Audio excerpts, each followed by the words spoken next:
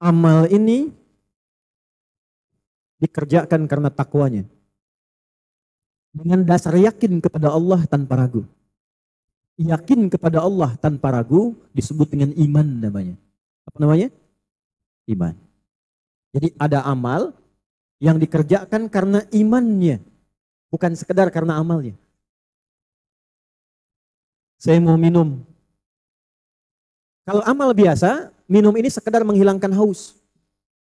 Tapi kalau saya kerjakan karena Allah, apa yang Allah perintahkan dengan minuman ini? Khudh biyaminika ma yalik, ambil dengan tangan kananmu yang paling dekat denganmu. Samillah, sebut nama Allah sebelum diminum. Bismillahirrahmanirrahim, karena yakin dengan Allah, mengharapkan Allah ridha dengan minuman saya ini. Ketika kita minum berharap ridha karena Allah, supaya Allah ridha dengan minuman ini, maka diberikanlah keberkahan dengan minuman itu di dunia dan pahala dari bacaan tadi untuk akhiratnya. Kalau misal saya contohkan langsung ya, biar supaya paham betul ya. Gara-gara perbuatan ini Nabi Ibrahim jadi Khalilullah. Jadi Khalilullah. Ya, ada tamu datang disuguhi makanan minuman. Ya. Disuguhi tidak mau. Saya harus balas katanya, enggak hanya sekedar disuguhi. Saya mesti balas. Karena sama-sama orang baik, tak mau dibayar, maka diberikan tuntunan balasannya, cukup minum, awali dengan bismillah, selesai, akhiri dengan alhamdulillah. Karena perbuatan itulah kemudian turun, wattakhadallahu Ibrahim khalila. Jadi kekasih Allah. Hanya karena bab minum. Saya contohkan supaya jelas nih. Ambil dengan tangan kanan yang paling dekat, sebut nama Allah di Al-Bukhari, kul bismillahirrahmanirrahim. Paling singkat, bismillah. Minum. Akhiri, alhamdulillah. Alhamdulillahirabbil. Walaupun minumnya satu teguk, tapi ketika diniatkan dengan iman untuk mendapatkan ridha Allah, maka diberikanlah keberkahan dalam minuman ini. Tabarak tadi, tabarakalladzi biyadihil. Apa manfaat keberkahan itu? Ziyadatul khair wastimraruhu. Maka air yang seteguk itu diberikan tambahan kebaikan oleh Allah sehingga menjadi energi bagi pemiliknya untuk mengamalkan kebaikan-kebaikan dalam hidupnya. Minumnya sedikit, tapi dengan sedikit bisa menyelesaikan Quran 30 juz. Minumnya sedikit, tapi dengan sedikit tak tinggal tahajud. Minumnya sedikit, tapi dengan sedikit tak luput lisannya berzikir. Bukan saya, contohnya Imam An-Nawawi. Imam An-Nawawi hidup cuma 44 tahun. Minumnya sekali setiap hari. Makannya sekali. Ayah beliau yang bawakan makanan, ya, namanya Pak Syaraf. Imam Nawawi itu namanya Yahya bin Syaraf Ad-Dimashqi. Makan sekali dengan roti kering, ba'da isya. Minumnya sebelum subuh. Dengan makanan dan minuman yang sedikit itu, lihat karyanya bagaimana sekarang dibaca oleh hampir semua umat Islam di muka bumi. Berkah, itulah berkah. Nah, jadi kalau makan banyak-banyak tidak ada energi untuk bisa sholat khusyuk, nah, berarti ada yang kurang berkah dalam makanannya. Jelas di sini? Nah, itulah tabarak, kembali kepada amalan. Kembali ke sini, ketika amal dikerjakan dengan iman, di dunia didapatkanlah keberkahan. Nah, ini berkahnya. Di akhirat, kalimat iman dengan bismillah tadi diperintahkan oleh Allah pada malaikat, catat itu untuk bekal akhiratnya. Itulah yang kita sebut dengan pahala namanya. Jadi minumannya selesai di dunia, keluarnya kotoran, yang dibawa ke akhirat bukan minumannya. Tapi pahala yang dicatat tadi, ajrun namanya. Apa namanya? Ajrun. Wa yubashshirul mu'minina alladzina ya'maluna as-salihati anna lahum ajran kabira. Jelas di sini? Jadi saat pindah nanti ke akhirat, ya. Jangankan ke akhirat, ke alam kubur dulu tuh. Ya, ininya enggak ikut. Yang ikut apanya? Amal yang menyertai, kalimat yang menyertai aktivitas minum kita, makan kita, dan keseharian kita. Bila amal dikerjakan dengan sifat seperti itu, maka muncullah yang ketiga, yang dimaksud ahsanu amala, itulah amal yang disebut dengan amal soleh. Apa namanya? Ini yang dimaksud dengan ahsanu amala. Walladzi khalaqal mauta wal hayata liyabluwakum ayyukum ahsanu amala. Dialah Allah yang menciptakan kematian dan kehidupan untuk menguji yang hidup. Yang hidup ini supaya banyak mengumpulkan amal soleh dalam hidup. Tuh. Kalau bicara yang soleh, kalau mendengar yang soleh, kalau melihat yang soleh. Itulah sebabnya kenapa kalau Bapak Ibu lihat dalam Al-Quran, jika ada ayat menyebutkan fungsi tubuh kita, itu selalu seringkali diawali dengan kata iman di dalamnya. Silakan cek. Mata apa fungsinya? Melihat kan? Kalau hanya melihat, berarti amalnya nomor 1. Ini, amal netral. Sama dengan kambing melihat. Ayam melihat. Tapi bagi orang yang beriman, nah ini, imannya digunakan untuk membawa sifat takwanya, membimbing matanya melihat. Maka muncullah cahaya dalam pandangannya, cahaya imannya. Turun Quran surah ke-24, surah cahaya. Ayat 30 untuk laki-laki, ayat 31 untuk perempuan. Qul mu'minina, imannya dulu. Yaghuddu min absarihim. Katakan pada pria-pria yang beriman, pakai imannya membimbing matanya untuk melihat. Jika menurut imannya tak baik untuk dilihat, palingkanlah pandangan itu. Memalingkan pandangan dari yang tidak baik menurut iman, itu disebut ghaddul basar namanya. Jadi kalau tanpa iman, itu masih netral. Kalau netral, hukumnya relatif. Kata orang Medan, Deli Serdang, Sumut, pakaian yang rapi itu begini, tutup semua. Kata orang Amerika, tidak, buka-buka dikit boleh. Kerudung buka, bagian tertentu buka. Menurut mereka, ini pakaian sopan. Tapi menurut iman, belum tentu dianggap baik. Boleh jadi bagi sebagian orang, pakaian sopan itu dianggap baik, masuk kategori amal. Tapi bagi orang beriman, kullil mu'minina. Bagi perempuannya, kullil mu'minati. Katakan pada perempuan-perempuan yang telah punya iman. Karena itu mohon maaf Bapak Ibu sekalian, kalau sudah ada iman, cara pandangnya pasti beda. Coba kalau buka YouTube pengen lihat pengajian, tapi sebelumnya salah klik. Sehingga algoritma YouTube-nya berputar, tiba-tiba muncul iklan terbuka aurat. Dilihat atau tidak berpaling?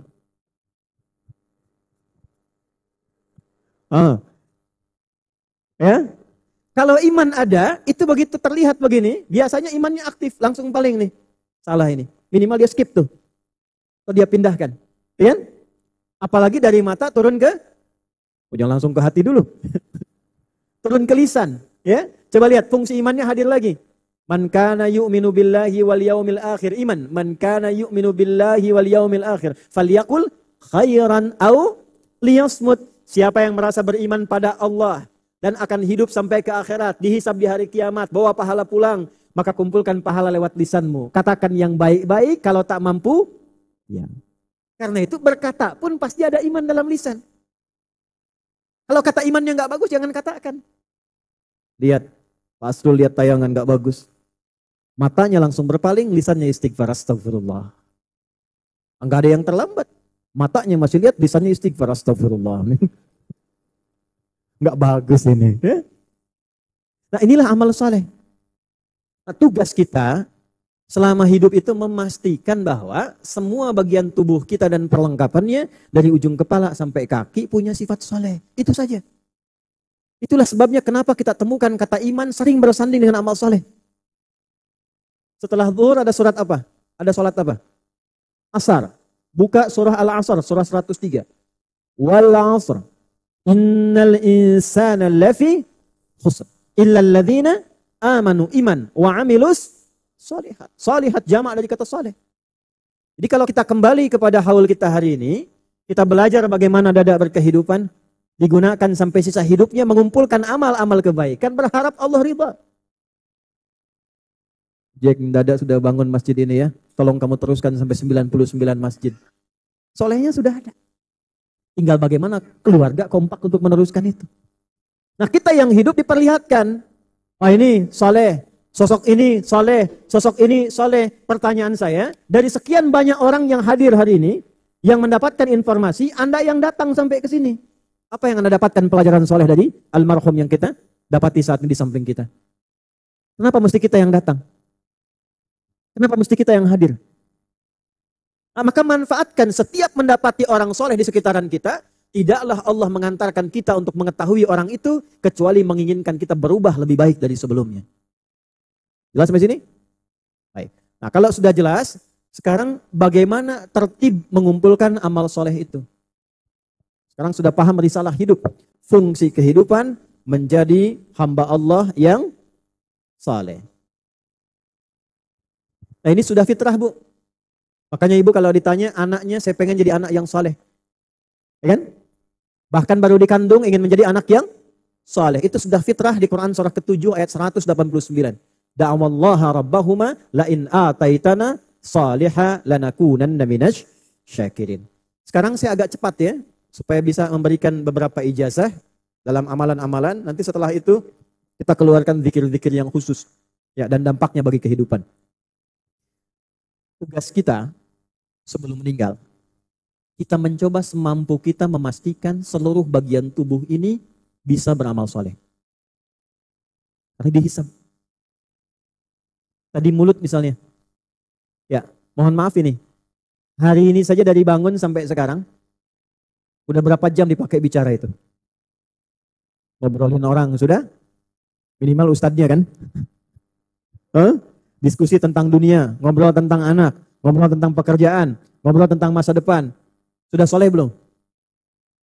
Dari sekian jam yang Allah kasih dari bangun sampai sekarang, taruhlah 10 jam misalnya. Dari bangun sampai sekarang 10 jam, berapa jam di lisannya yang sudah menjadi amal soleh? Sudah baca Quran? Sudah zikir? Sudah dipakai taubat?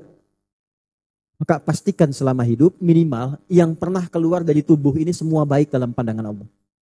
Melihat Allah ridha, ya, mendengar Allah ridha, berjalan Allah ridha. Kalau kita bisa kumpulkan semua itu, apa yang terjadi? Ini poin yang ingin saya sampaikan. Apa yang terjadi? Allah akan merubah hidup kita, dipelihara, dirawat oleh Allah, hanya akan dipertemukan, diarahkan, dan diberikan semua yang baik-baik dalam hidup. Turun Quran surah ke-16 ayat 97. Quran surah 16 ayat 97. Pelan-pelan ya. Man amila salihah. Siapapun yang mengerjakan amal saleh. Man ismun mausulun yadullu ala fardiyatil ammiyah. Konjungsi kata sambung menunjuk pada setiap orang tapi maknanya luas. Mau laki-laki, perempuan, besar, kecil, tua, muda. Kata Allah siapapun yang mau berbuat saleh, merubah dirinya menjadi saleh, beramal yang saleh. Min dzakarin au untha, baik laki-laki atau perempuan. Jabatannya apapun, pekerjaannya apapun. Wa huwa mu'min, dan amal soleh itu dikerjakan karena imannya kepada Allah dan dia beriman. Amal soleh laki-laki atau perempuan dikerjakan karena iman. Perhatikan kalimatnya. Langsung menggunakan fa atafnya, lalu menggunakan lam taukid dan nun taukid tsakilah. Falanuhyiyannahu hayatan thayyibah. Maka saya akan berikan tanpa lama, tidak saya tunda. Fa itu harfu atfin rabitin baina syai'aini bila hudud. Huruf yang mengumpulkan dua peristiwa tanpa jeda. Jadi peristiwa pertama kita merubah diri kita jadi soleh. Makannya dari hasil yang baik karena Allah. Bicaranya yang baik karena Allah. Mendengarnya yang baik karena Allah. Ketika itu dilakukan, kata Allah, fa saya tidak akan tunda, langsung saya berikan. Lanuhyiyannahu, aku tegaskan, ya, aku berjanji dengan sepenuhnya, aku tegaskan, aku pasti akan bimbing hidupnya, aku akan hidupkan semua aktivitasnya hayatan thayyibah, pada semua kebaikan-kebaikan dalam kehidupan. Jadi kalau diarahkan ke karir, Anda bekerja apapun, Allah akan arahkan, karirnya pasti baik. Kalau Anda mencari jodoh, akan ketemu orang yang terbaik. Kalau berumah tangga, bapaknya, ibunya, anaknya diajak latihan beriman menjadi saleh, maka dirubah oleh Allah. Keluarganya sekaligus menjadi keluarga yang baik. Hayatan thayyibah. Rizkinya langsung diberikan rizki tingkat yang terbaik. Jadi ada rizki standar, halalan thayyiban. Ada rizki istimewa, hanya untuk orang beriman. Halalnya dibuang, thayyibnya dijamakkan. Yang standar Al-Baqarah, bukan? Ayat 169 itu. Ya ayyuhan nasu kulu mimma fil ardi halalan thayyiban. Hei manusia, masih standar. Kulu fil amar, silahkan kerja untuk dapat makanan. Ya, makanya kalau ditanya ayah mau kemana mencari sesuap nasi, padahal mungkin satu rice cooker. Ya, tapi ini dalam balaghah namanya dzikrul ba'di yuradu bihil kullu. Disebutkan sedikit mewakili keseluruhan. Ya, kerja. Bagaimana caranya? Bekerja dengan cara yang halal, halalan, dapatkan yang thayyib, yang baik. Dari pekerjaan yang halal, dikonsumsi mendapatkan yang baik-baik. Tapi kalau bekerja pakai iman, berubah ayatnya. Al-Baqarah 172. Ya ayyuhalladzina amanu. Dari ya ayyuhan nas berubah ya ayyuhalladzina amanu. Kulu, yang ini kulu, yang ini kulu. Yang ini kulu mimma fil ardi halalan thayyibah, yang ini kulu min thayyibati ma razaqnakum. Hei orang beriman, pakai imanmu dalam pekerjaan. Jangan saling menyogok. Jangan saling menipu. Jangan saling menjatuhkan. Rizki sudah Allah atur. Tinggal caranya kita ikuti. Maka ketika bekerjanya menggunakan iman, diikuti hukum Allah di dalamnya, bukan kita yang lelah mencari rizki, Allah yang dekatkan rizkinya kepada kita, walaupun terlihat sedikit, tapi berkahnya diperbanyak oleh Allah. Hayatan thayyibah. Gaji 1 bulan 1 juta, tapi berkahnya banyak. 1 juta untuk 1 bulan. Karena berkah, badan sehat, tidak ada keluhan, hidup nikmat seakan tak punya masalah. Saya pernah naik ke puncak, anak kami nomor 1, Pak Kiai, waktu masih usia 4 tahun, Pak Kiai mertua, itu ingin karena belajar kisah Nabi menggembala kambing, ingin gembala kambing. Saya cari kambing sampai naik ke puncak di Jawa, daerah Lasem ke atas itu, naik ke atas. Terbang kan ada Gus Baha, ke sana ada Gus Koyum di Lasem itu, naik ke atas dikit itu, ya. Itu saya temukan satu orang, satu keluarga, dia merawat kambing yang kami direferensikan untuk mengambil kambingnya dari beliau itu. Saya tahu pendapatannya 1 bulan, kami dikabari hanya 100.000 1 bulan, 100.000. Tapi saat kami datang, seakan-akan tak punya kekurangan. Makanan, ikan dimasakkan, mangga dipetikkan, dihadirkan pada kami. Poinnya ini, saya tanya, di mana kambingnya? Oh, di sini Gus, katanya di belakang. Begitu saya lihat kambingnya, Allahu Akbar. Kambing bersih, putih, mulutnya ditutup oleh potongan dari tempat minuman itu, botol minuman. Kalau saya sebut, nanti sebut merek, endorse ya. Ya ada potongan minuman, botol itu yang 1 liter, ditutupkan ke mulut kambingnya begini. Saya tanya begini, itu kenapa kambing ditutup mulutnya? Apa sakit? Lihat jawabannya. Bukan sakit Gus, ini kambing baru kami beli dari tempatnya. Di tempat dia jalan, dari tempat kami beli, kami tutup mulutnya dengan botol ini, supaya di jalan dia tidak makan yang bukan haknya. Kami tutup mulut kambing ini dengan botol minuman ini, dari tempat kami beli, supaya di jalan kambing ini tidak makan yang bukan haknya. Itu saya diam, ada 10 detik saya menangis. Ya Allah, terima kasih Engkau mengajarkan saya hari ini. Orang yang tinggal di gunung, yang tinggal baik, ternyata lebih banyak mempraktekkan sunnah-sunnah Nabi dibandingkan kita yang banyak mengajar. Jangankan lisannya, mulut kambingnya pun dia jaga. Mister Bang. Dan hidupnya nggak pernah ada keluhan. Dapat 100.000 1 bulan. Saat akan makan, tetangga bawakan makanan. Musim mangga, tetangga lain kirimkan mangga. Masya Allah. Hayatan thayyibah. Ada orang dapat gaji sebulan 100 juta, rasanya tak pernah cukup. Tipu orang lagi, korupsi lagi, ambil lagi. Yang dimakan pun kan tak lebih, sedikit saja sama dengan yang lain. Ayo pilih mana? 100 juta tidak berkah atau 1 juta berkah? Tidak ada pilihan ketiga. Ujian iman itu. Nah, jadi kalau kita perbaiki diri kita, ya, mohon maaf. Bukan berarti tidak akan kaya, tidak. Berkahnya dulu ditambah oleh Allah. Kalau berkah sudah bertambah, kita sudah baik, tinggal pilih 1 dari 4, pilih yang mana? Mau hidup pakai harta, amal solehnya, pakai jabatan, kedudukan, pakai ilmu, atau pakai tenaga. Inilah contoh Khulafaur Rasyidin, dicontohkan pada yang 4 itu. Ya, yang pakai harta Abu Bakar As-Siddiq, turunannya Utsman bin Affan, turunannya Abdurrahman bin Auf, Masya Allah. Dilatih dulu oleh Allah, hartanya ditarik dulu.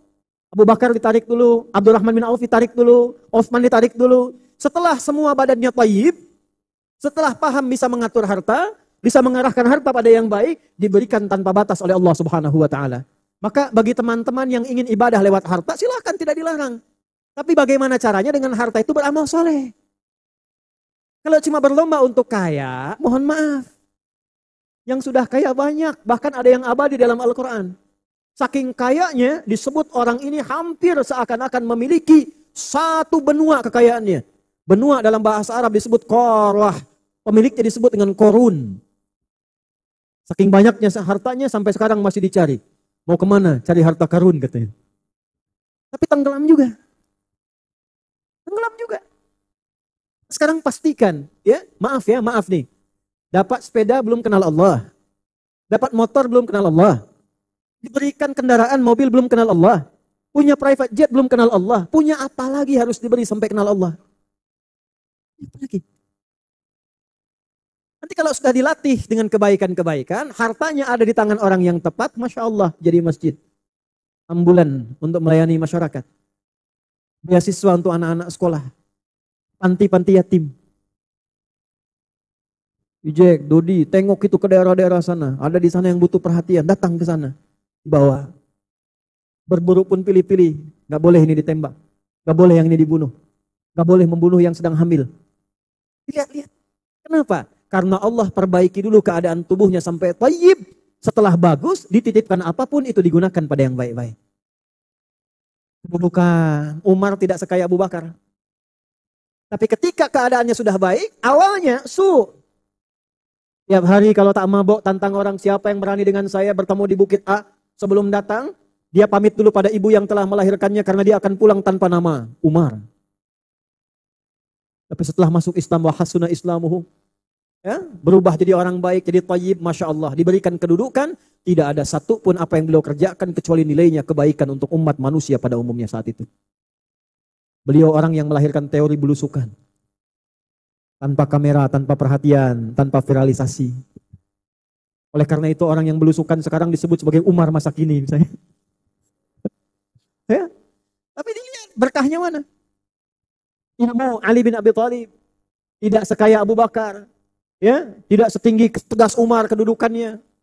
Tapi hebatnya apa? Ilmunya, Allahu Akbar, Masya Allah. Sederhana tapi keilmuannya luar biasa. Viral. Abu Hurairah, viral. Ibnu Abbas, viral. Ada yang tidak dititipkan kedudukan, tidak pilih harta, tidak juga pandai dalam ilmu. Dia gunakan tenaganya. Bilal. Bilal tidak sepintar Ali, tidak sekaya Uthman, tidak sekuat Umar. Tapi beliau sedikit saja azan. Allahu Akbar, Allahu Akbar. Nabi komen. Karena Nabi komen, beliau langsung like and subscribe. Apa komen Nabi? Saya mendengar telapak kaki Bilal di taman surga. Karena suara azannya, aku mendengar telapak kakinya di taman surga. Bilal menyimpulkan, azan aja ke surga, ngapain kaya-kaya Uthman? Jadi orang tuh kalau sudah thayyib fisiknya, dia bisa nikmat hidupnya. Qutu yaumi cukup, yang penting cukup untuk hidup, selanjutnya saya cari akhirat. Tapi dia pilih, kalau mau pakai harta, silahkan. Pakai ilmu, silahkan. Mau pakai kedudukan, silahkan. Pertanyaannya, sampai Anda sekarang hidup, detik ini kita hadir di masjid ini, puluhan tahun hidup, berapa yang sudah menjadi amal soleh, dan apakah bagian tubuh kita sudah thayyib sampai detik ini? Jadi begitu kita melihat masjid, ambulan di depan, tarik ke diri kita, kok kenapa saya yang lewat jalan ini? Beliau sampai meninggal masih ada inspirasi yang diberikan pada kita itu. Hayatan thayyibah. Jadi kalau ingin hidupnya lebih baik, perbaiki dulu diri kita. Kalau sudah baik, Allah yang maha thayyib, innallaha thayyibun la yaqbalu illa thayyiba. Kalau sudah kitanya baik, tersambung koneksinya ke Allah langsung tanpa sekat. Itulah sebabnya, kalau orang hidupnya sudah thayyib, amalnya salih, maka amalnya pun bisa menjadi syafaat untuk kehidupan dunianya sebelum akhiratnya. Di mana rumusnya? Al-Maidah, surah kelima. Ayat berapa? 35. Dibuka dengan iman, dengan takwa, tawasul dengan amal soleh. Ya ayyuhalladzina amanu taqullah wabtaghu ilaihil wasilah. Hai orang-orang beriman, tingkatkan takwamu kepada Allah, latih supaya jadi soleh. Nah, amal yang soleh itu pakai untuk tawasul dengan amalan kita itu yang soleh. Jadi ternyata kalau matanya thayyib, telinganya thayyib, lisannya thayyib, Tapi toyib Al-Quran ya, bukan toyib yang 2 kali puasa, 2 kali lebaran nggak pulang-pulang gitu. Ya bukan yang itu ya. Kalau sudah toyib semuanya, amalnya soleh, maka amal itu bisa digunakan sebagai wasilah untuk memudahkan kehidupan kita. Bahkan mengentaskan dari kesulitan. Ada yang sulit, sakit, tawasul dengan amal. Ada yang sulit pekerjaan, tawasul dengan amal. Maaf, sekali lagi. Ada yang menjahili dalam kehidupan, ingin menjatuhkan, ingin mengganggu, ingin menghancurkan, tawasul dengan amal. Ada kisahnya enggak Ustaz? Ada. Di Al-Bukhari panjang hadisnya. 3 orang jalan bertiga, tiba-tiba hujan deras, mereka berteduh dalam satu gua, batu menggelinding, menutup pintu gua itu, didorong-dorong 3 orang badannya besar, Arab besar, tapi batu tidak bergerak. Maka ketiganya, satu kemudian mengatakan, mari bertawasul dengan amal soleh kita. Bertawasul dengan amal soleh kita. Yang satu mengatakan, ya Allah, Engkau yang maha tahu, sungguh aku dulu punya karyawan. Karyawan itu saat ingin mendapatkan gajinya, tiba-tiba dia pergi tanpa pamit. Lama sekali, aku khawatir nilai gajinya berkurang, aku kemudian tukarkan dengan kambing. Kambingnya aku rawat sampai banyak, sehingga saking banyaknya memenuhi kemudian halaman bagianku, tiba-tiba datang orang itu mengatakan, Pak, bos, saya pengen ambil gaji saya. Maka orang itu mengatakan, itu gaji kamu, kambing yang banyak itu. Karyawan itu berkata, jangan bercanda bos. Tidak, engkau kan lama nggak datang. Uangmu dulu aku tukarkan dengan kambing supaya berkembang jadi banyak. Ini sekarang milikmu. Maka saking senangnya, dia bawa kambing itu semua ya Allah tanpa menyisakan satu pun untukku. Dan engkau maha tahu dengan itu.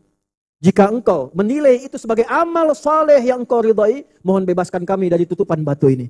Didorong, bergerak batunya, yang tadinya tidak bergerak sedikit pun. Ya Allah, saya punya ibu. Ibu saya sudah sepuh.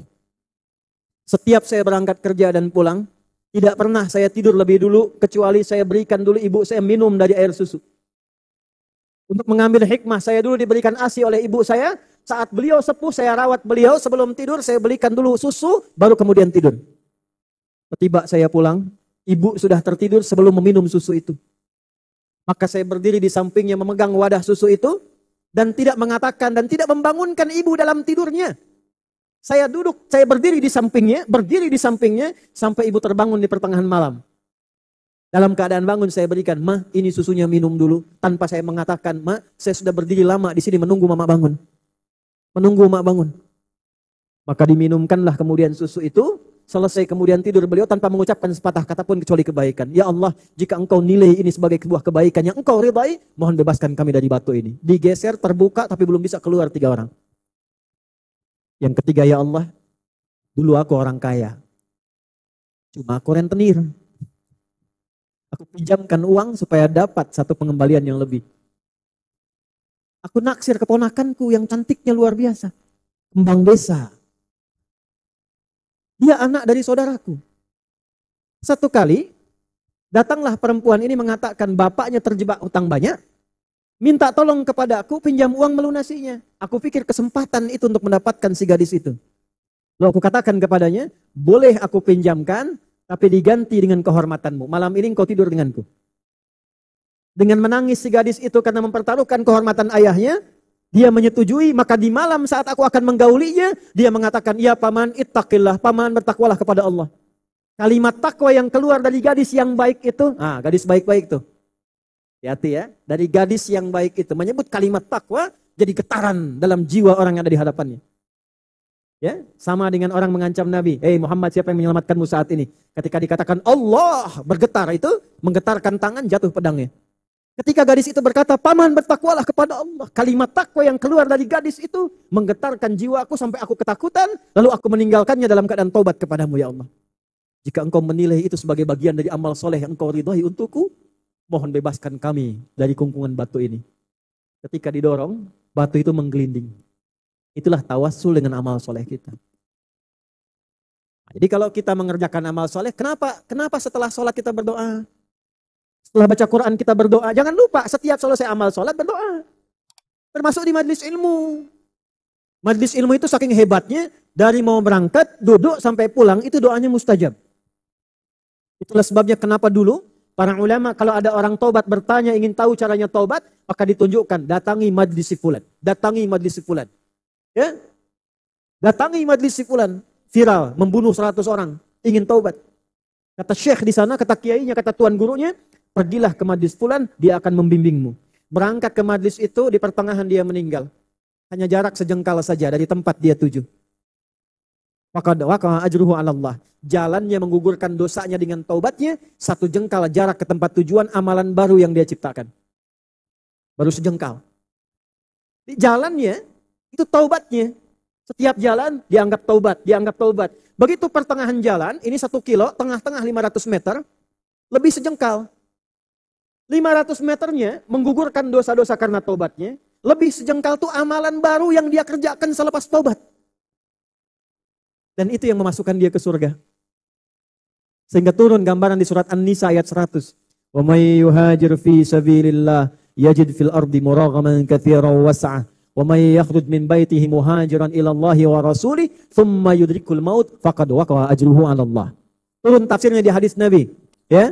Di Ibnu Majah nomor hadis 223, di Abu Daud nomor hadis 3461. Dari Abu Darda radhiyallahu taala anhu dari Nabi sallallahu alaihi wasallam, sekaligus bagian akhir dari kajian kita.